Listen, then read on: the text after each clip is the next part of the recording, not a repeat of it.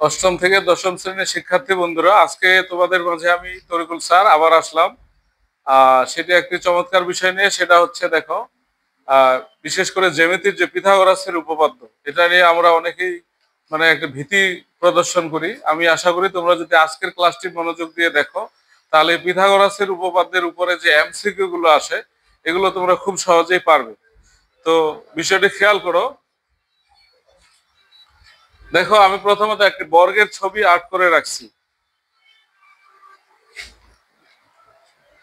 দেখো, বর্গ A B C D, এটা একটা বর্গ, এবং এই বর্গের উপরে কিন্তু আমি একটা ক্লাস তোমাদেরকে দিয়েছি। তোমরা ওই ক্লাসটি দেখবা, তারপরে এই ক্লাসে আসবা, তাহলে এটা সহজে বুঝতে পারবো। আমি সংক্ষেপে এখানে বর্গের উপরে আলোচনা করতেছি, বিস্তারিত হচ্ছে বর্গের উপরে যে ক্লাসটি আছে সেটা আগে দেখবা, তারপরে এখানে আসবো। তো দেখো, এই এ বি সি ডি বর্গ, এর ক্ষেত্রফল, যদি এর বাহুর দৈর্ঘ্য আমরা এক্স ধরি, তাহলে এই বর্গটির ক্ষেত্রফল হলো এক্স স্কোয়ার।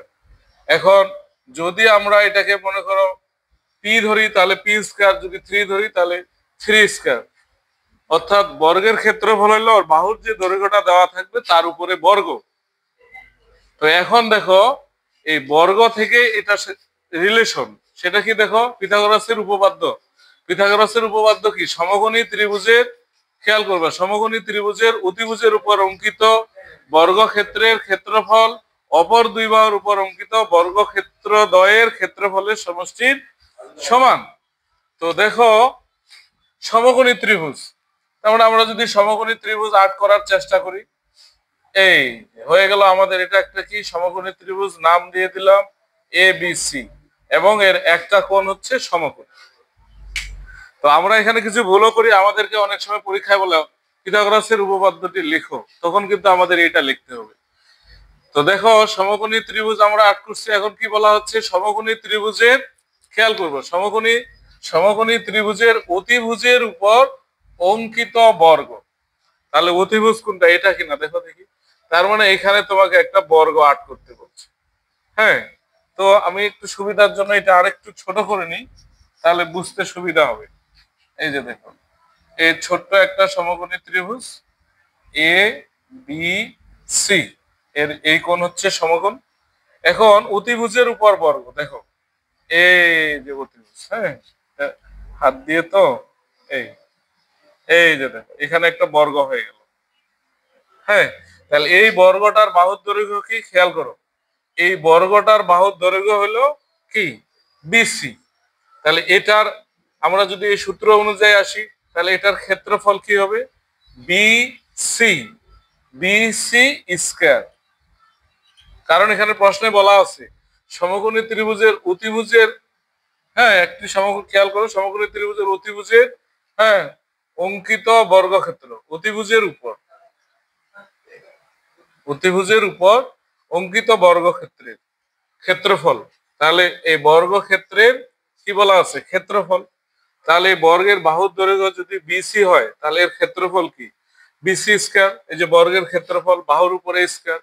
এরপরে আবার বলছে দেখো, অপর দুই বাহু, এই সমকোণী ত্রিভুজের যে আরো দুইটা বাহু আছে, এই দুইটার কথা বলছে, অপর দুই বাহুর উপর, এই যে দেখো, অপর দুই বাহুর উপর অঙ্কিত বর্গক্ষেত্র।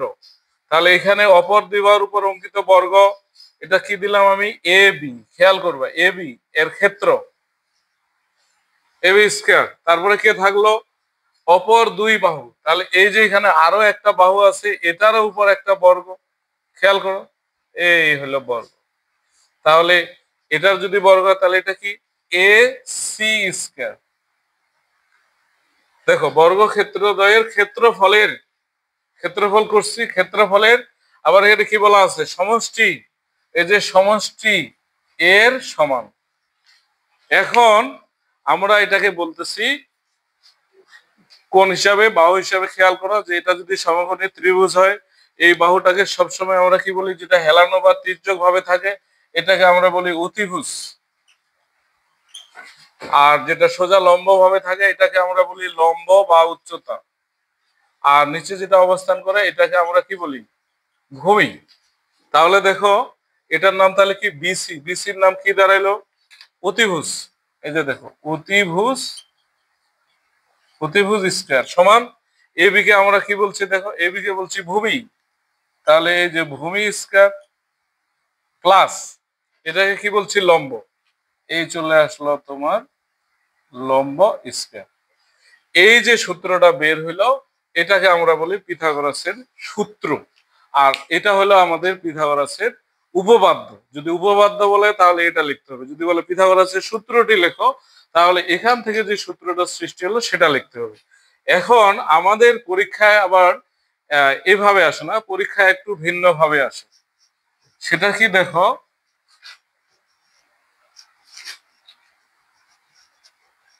তাহলে আমরা এই পিথাগোরাসের উপপাদ্য থেকে কি পেলাম, একটা সূত্র সৃষ্টি হলো যেটাকে আমরা বলতেছি পিথাগোরাসের সূত্র। সেটাকে আমরা কি বলতেছি, বিভিন্ন ভাবে বলতে পারি, লম্ব স্কয়ার, খেয়াল করো, যোগ ভূমি স্কয়ার ইকুয়াল কি অতিভুজ স্কয়ার, এভাবে লিখতে পারি। আবার কেউ যদি মনে করে যে আমি আগে অতিভুজ স্কয়ার লিখবো, অতিভুজ, খেয়াল করো, অতিভুজ স্কয়ার সমান লম্ব স্কয়ার যোগ ভূমি স্কয়ার, এটাও লেখা যাবে। আবার যদি তুমি মনে করো এটাকে সমীকরণ ইউজ করো, তাহলে দেখো যে লম্ব স্কয়ার সমান কি হচ্ছে অতিভুজ স্কয়ার মাইনাস ভূমি স্কয়ার। আমরা জানি এই যে প্লাস এপাশে গেলে কি হয় মাইনাস। এখন এখান থেকে চাইলে তুমি লম্ব সমান লিখতে পারো এই যে স্কয়ার, যা কি হয়ে গেল রুট। হ্যাঁ, এই যে দেখো অতিভুজ স্কয়ার মাইনাস ভূমি স্কয়ার, এটাও লিখতে পারো। অথবা যদি এখান থেকে চাও তাহলে তুমি ভূমি সমানও লিখতে পারো। ভূমি সমান কি হচ্ছে রুট, দেখো রুট অতিভুজ স্কয়ার মাইনাস লম্ব স্কয়ার।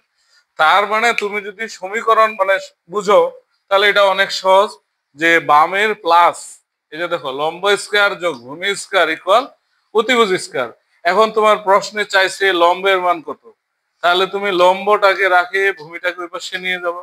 আর যদি ভূমি চায় তাহলে ভূমিটাকে রাখে লম্বটাকে নিয়ে যাব। এখন বামের প্লাস ডানে গেলে মাইনাস চিহ্ন পরিবর্তন হয়, এগুলো তোমরা জানো। এরপরে দেখো যদি অতিভুজ চায় তাহলে অতিভুজটাকে রাখে বাকি দুজন ওই পাশে লিখবা। অর্থাৎ তোমার প্রশ্ন যেভাবে বলবে তুমি সেভাবে সাজায় নিবা। আর যদি না বুঝো তাহলে লিখে নিবা, তারপরে পক্ষান্তর করে নিবা। এখন দেখো আমাদের পরীক্ষায় কিভাবে আসে, একটু মনোযোগী হও তাহলে আরো বুঝতে পারবো। ঠিক আছে, তো দেখো পরীক্ষায় আমাদের কিভাবে আসে। এই যে দেখো পরীক্ষায় আমাদের এভাবে দিয়ে দিছে এ বি সি, আর মনে করো এখানে দিয়ে দিছে 1, আর এখানে দিয়ে দিছে মনে করো 1। এখন বলছে যে চিত্রে দেখো এমসিকিউতে কিভাবে আসে, চিত্রে এসি সমান কত।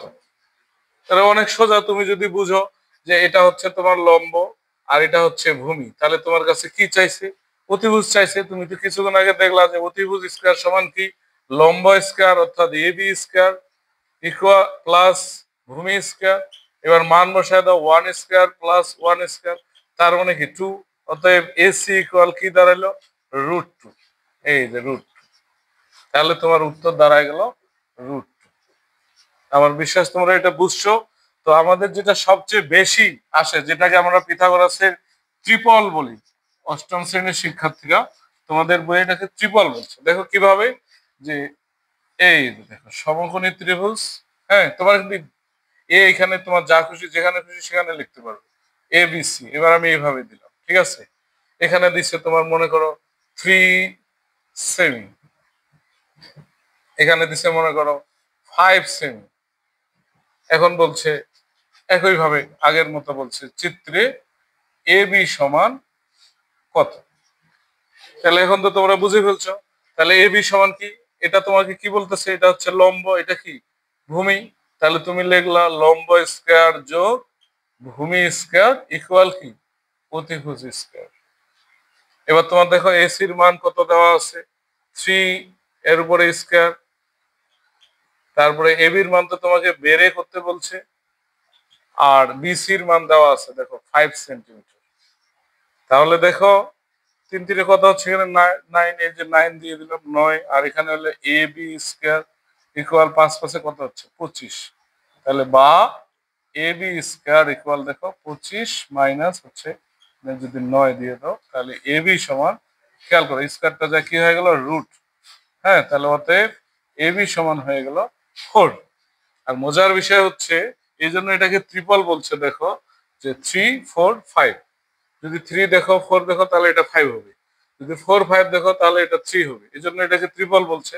আর তুমি এটাকে যদি শুদ্ধি পরীক্ষা করতে চাও যে তোমার এটা ঠিক আছে কিনা, তাহলে দেখো লম্ব স্কয়ার যোগ ভূমি স্কয়ার ইকুয়াল অতিভুজ স্কয়ার। তাহলে অতএব দেখো 9 প্লাস এখানে 16 এখানে 25, অর্থাৎ 25 ইকুয়াল 25। তাহলে মজার বিষয় হচ্ছে এই জায়গাগুলো কিন্তু পরিবর্তন হতে পারে। তো সেটা হচ্ছে যদি আমরা আরেকটু পরিবর্তন করে দেখি তাহলে কেমন হতে পারে। হ্যাঁ, তো সমকোণী ত্রিভুজটাকে এবার আমরা একটু এভাবে আর্ট করি, তাহলে কেমন হয়। অনেকের মনে একটু ইয়া হতে পারে, নামও চেঞ্জ করে দিলাম। হ্যাঁ, পি কিউ আর। এখন এখানে মনে করো তোমাকে দিয়ে দিলাম 6 সেন্টিমিটার, এখানে দিয়ে দিলাম 8 সেন্টিমিটার। এখন বলছি যে এই পি কিউ সমান কত, সরি পি আর। ঠিক আছে, যে চিত্রে দেখো, চিত্রে পি আর সমান কত।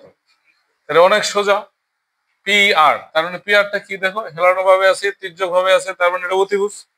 তাহলে অতিভুজ স্কয়ার আমরা সূত্র দেখছি যে অতিভুজ স্কয়ার সমান কি বলছি, লম্ব স্কয়ার, দেখো কিউ আর স্কয়ার প্লাস ভূমি স্কয়ার, দেখো পি কিউ স্কয়ার।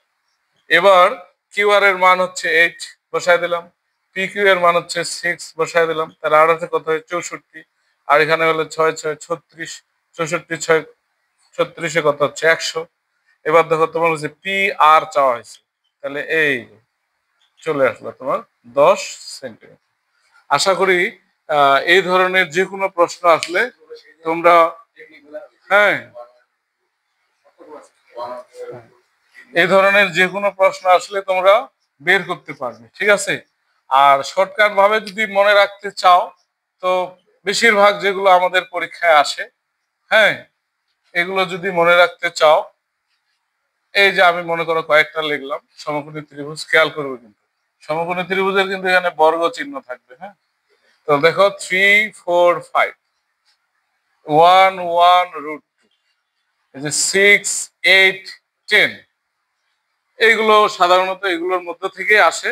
তো এছাড়াও আরো আসবে, তোমাদের পরবর্তী ক্লাসে আমি এগুলো নিয়ে আরো বিস্তারিত আলোচনা করব। আজকে শুধু বুঝাই দিলাম এটা কিভাবে সৃষ্টি হয়েছে এবং কিভাবে মানগুলো বাহুগুলোর দৈর্ঘ্য বের করা যায়। এরপরে ক্লাসে তোমাদেরকে আমি শিখাই দেবো এটাকে নিয়েই, অর্থাৎ এটা যে বিশেষ করে নবম দশম শ্রেণীর ত্রিকোণমিতিতে কিভাবে প্রয়োগ হচ্ছে, এরপরে ক্লাসে আমি তোমাদেরকে সেখানে নিয়ে যাব। আজকে এ পর্যন্ত। তোমরা সবাই আমার চ্যানেলটিকে সাবস্ক্রাইব করবা, বেশি বেশি কমেন্ট করবা এবং লাইক করবা, শেয়ার করবা। আর জানার থাকলে তো ইনবক্সে লক করবাই। আজকে এ পর্যন্ত, আল্লাহ হাফেজ।